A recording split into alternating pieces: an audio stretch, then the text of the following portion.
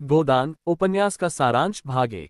प्रेमचंद का कालजयी उपन्यास गोदान भारतीय ग्रामीण जीवन विशेषकर 1930 के दशक के किसानों की दुर्दशा और सामाजिक आर्थिक संघर्षों का एक यथार्थवादी और मार्मिक चित्रण प्रस्तुत करता है। उपन्यास का केंद्रीय पात्र होरी इलाहाबाद के बिलारी गांव का एक साधारण किसान है जो बैलगाड़ी चलाने और खेती करने में अपना जीवन लगाता है। उसकी पत्नी धननिया, बेटा गोबर और 2 बेटियां सोना व रूपा हैं। होरी एक आदर्शवादी व्यक्ति है जो अपनी ईमानदारी और मर्यादा को सर्वोपरि मानता है। उसकी सबसे बड़ी अभिलाषा एक गाय खरीदने की है जिसे वह गोदान के रूप में अपने जीवन की सार्थकता मानता है। यह उसकी धार्मिक प्रवृत्ति और सामाजिक प्रतिष्ठा की इच्छा का प्रतीक है। होरी की यह इच्छा तब पूरी होती है जब उसका छोटा भाई हीरा, जो ईर्ष्या और अविश्वास से भरा है, उसे एक पुरानी गाय उपहार में देता है। इस गाय के आने से होरी के घर में खुशहाली का माहौल बनता है और उसे लगता है कि उसकी वर्षों की तपस्या सफल हुई है। लेकिन ये खुशी क्षणभंगुर साबित होती है। हीरा, जो होरी की समृद्धि से जलता था, ईर्ष्यावश उस गाय को रात में जहर दे देता है।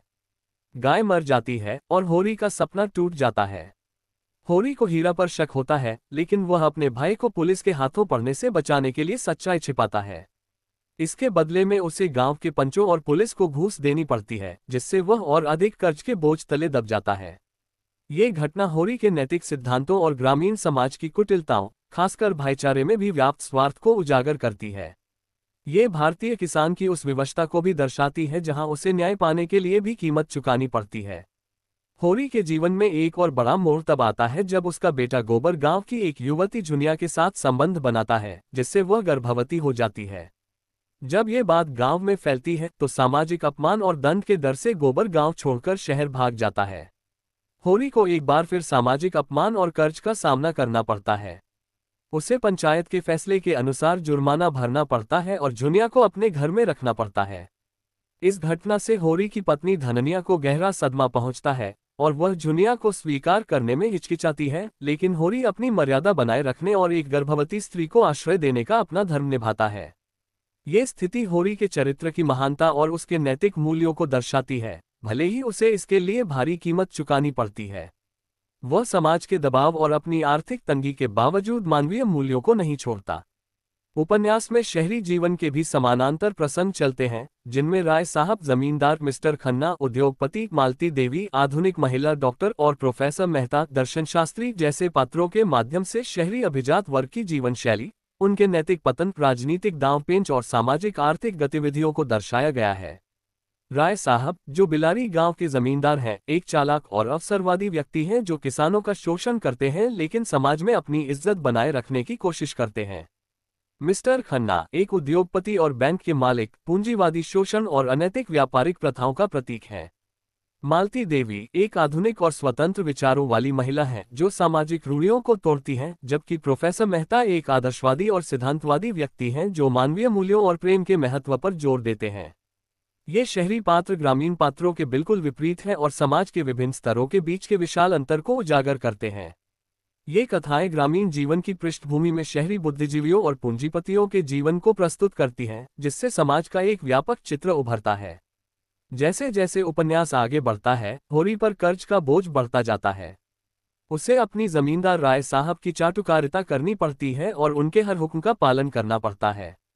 अपनी छोटी बेटी रूपा की शादी के लिए उसे महाजन से और कर्ज लेना पड़ता है और बदले में अपनी सारी जमीन गिरवी रखनी पड़ती है।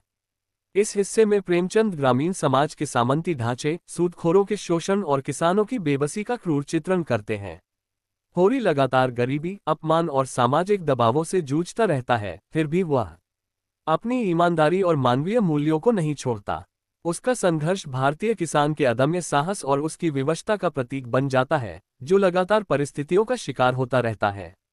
भाग 2। उपन्यास का उत्तरार्ध होरी के जीवन में निरंतर बढ़ती हुई विपदाओं और उसके अविचलित संघर्ष को दर्शाता है। उसकी सबसे छोटी बेटी रूपा की शादी के लिए पैसे जुटाना उसके लिए एक बड़ी चुनौती बन जाता है। उसे अपनी जमीन एक महाजन को गिरवी रखनी पड़ती है और अंततः उसे इतनी कम राशि मिलती है कि वह शादी के लिए भी पर्याप्त नहीं होती। अपनी लाज और बेटी का भविष्य बचाने के लिए होरी को न चाहते हुए भी अपमानजनक शर्तें माननी पड़ती हैं और उसे अपनी ही जमीन पर मजदूर के रूप में काम करना पड़ता है, जो उसके स्वाभिमान पर एक गहरा आघात है। ये घटना किसानों की उस त्रासदी को दर्शाती है जहां वे अपनी ही जमीन पर बेगाने हो जाते हैं और केवल एक बंधुआ मजदूर बनकर रह जाते हैं।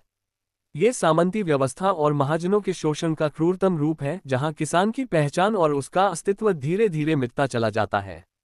इस बीच होरी का बेटा गोबर शहर में रहने लगता है और वहां मजदूरी करके कुछ पैसे कमाता है।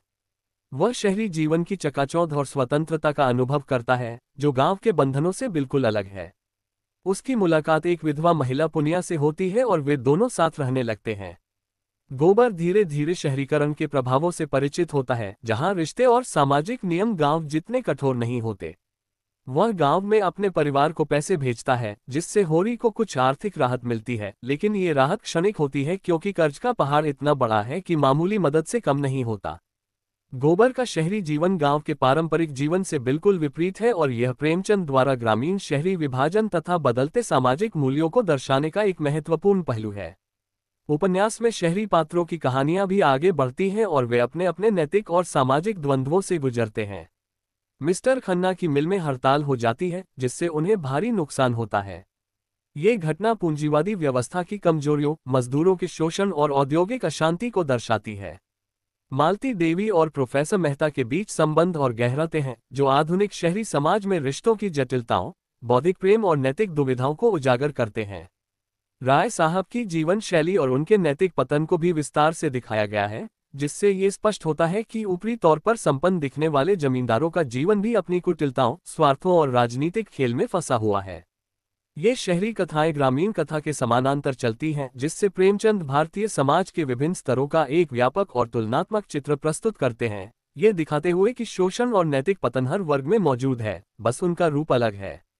होरी के जीवन में दुख और विपत्तियां कभी समाप्त नहीं होती। उसकी पत्नी धननिया और बेटी सोना भी कड़ी मेहनत करती हैं, लेकिन गरीबी उनका पीछा नहीं छोड़ती। होरी लगातार अपने परिवार को पालने और अपने सिर पर चढ़े कर्ज को चुकाने के लिए संघर्ष करता रहता है। वह गांव के पंचों, जमींदार और सूदखोरों के लगातार दबाव में रहता है। उसकी शारीरिक और मानसिक शक्ति क्षीण होती जाती है, लेकिन उसका नैतिक बल बना रहता है। उपन्यास का अंत अत्यंत मार्मिक और दुखद है।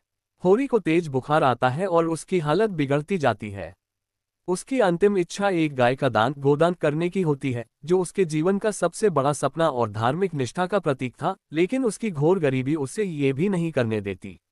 मरते समय होरी के पास अपनी इस अंतिम इच्छा को पूरा करने के लिए कुछ भी नहीं होता।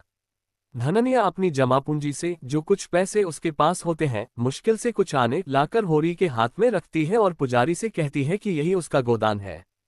होरी की मृत्यु हो जाती है, जो भारतीय किसान के निरंतर शोषण, उसकी अंतहीन गरीबी और उसके सपनों के चकनाचूर होने का प्रतीक है। उपन्यास का अंत गहरा निराशावादी है, लेकिन ये प्रेमचंद के यथार्थवाद और उनके सामाजिक न्याय के प्रति समर्पण को दर्शाता है। गोदान केवल एक व्यक्ति की कहानी नहीं है, बल्कि यह उस युग के भारतीय कृषि समाज की आत्मा का चित्रण है, जहां ईमानदारी, कड़ी मेहनत और धार्मिक निष्ठा अक्सर गरीबी और दुर्दशा में परिणत होती थी। यह उपन्यास शोषण, सामाजिक असमानता और मानवीय गरिमा के संघर्ष का एक शक्तिशाली बयान है।